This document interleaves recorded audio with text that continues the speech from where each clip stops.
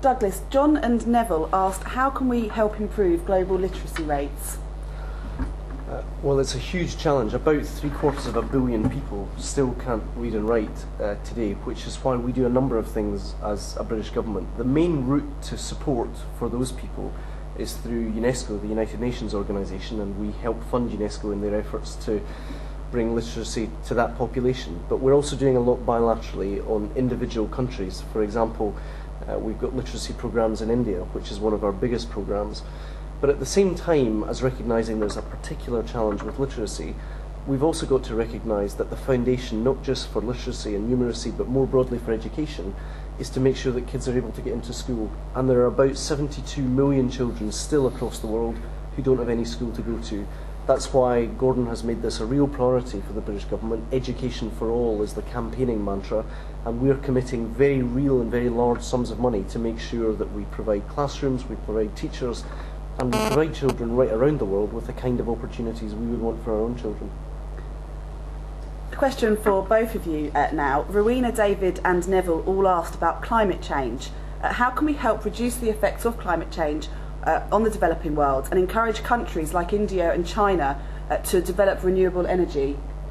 Well, I think the most important thing is that we get our own house in order, because certainly no one in India or China will take any lessons from us if it's not clear that we are cutting our own greenhouse gas emissions.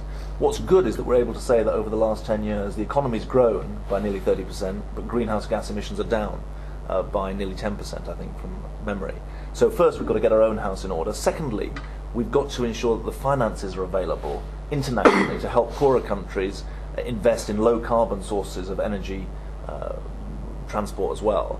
The commitments that we make under the European Emissions Trading Scheme help us to do that, because they generate some money that can go towards developing countries. Third, we need a global deal that ensures that responsibilities are commensurate with your ability to meet them. And so the richest countries need to do the most, including the US.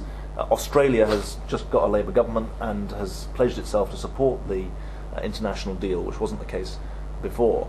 But then developing countries need to be part of that as well, so it needs to be a global agreement. Just before Christmas, I travelled to Bangladesh to see the difference that British taxpayers' money is making in the areas affected by Cyclone Sidr. And if any of you had the opportunity that I had to make that journey, I don't think you would need to be convinced as to the vulnerability of a country like Bangladesh in the face of the changing climate. So I think there are some very specific challenges that we face in relation to the developing world. Firstly, climate change isn't a future threat for those people, it's a lived reality. Already it's manifesting itself in a whole number of ways across the developing world. I met 350 displaced families in Kenya recently, displaced ironically by flash floods in a part of the country also suffering from desertification. These were people who are literally on the front line of the challenge of climate change. So I think what David has said is absolutely right. We need to get our house in order and we need a global deal. But we need the voices of developing countries and of the poorest people on earth to be heard as part of that global deal. And I think, given the progress that was made before Christmas in Bali, looking ahead to the next conference in Copenhagen, we will be working hard to make sure that developing countries' voices are heard, as together as a global community we understand what common but differentiated responsibilities mean. It's also a big challenge for the Department for International Development, because it means we've got to rethink how we do development strategies for countries. We want to see growth because growth is the exit strategy for aid, but we need to help countries get on a low carbon growth path rather than a high carbon growth path. And there's a lot of work in my department at the moment figuring out how we can provide assistance, technical expertise and skills to countries who want to know how to mitigate the worst effects of climate change and to adapt their economy. The final point I'd make would be this.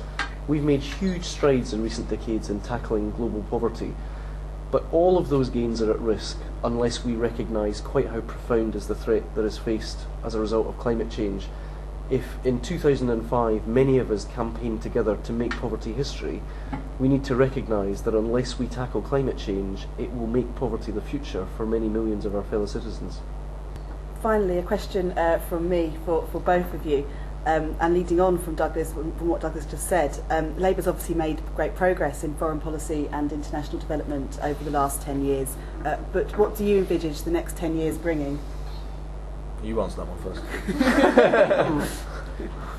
I think Specifically on development, I think one of our challenges will be both to meet that commitment, which means that we take our place alongside other countries, for example in Scandinavia, who year on year meet that 0.7% UN gold standard.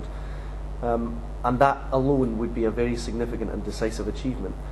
But I think also we need to recognise our job is not just to provide aid, but also to assist in development. So I would want us, as a government, to continue to work with these countries to help stimulate sustainable economic growth, which lets these countries lift themselves out of poverty.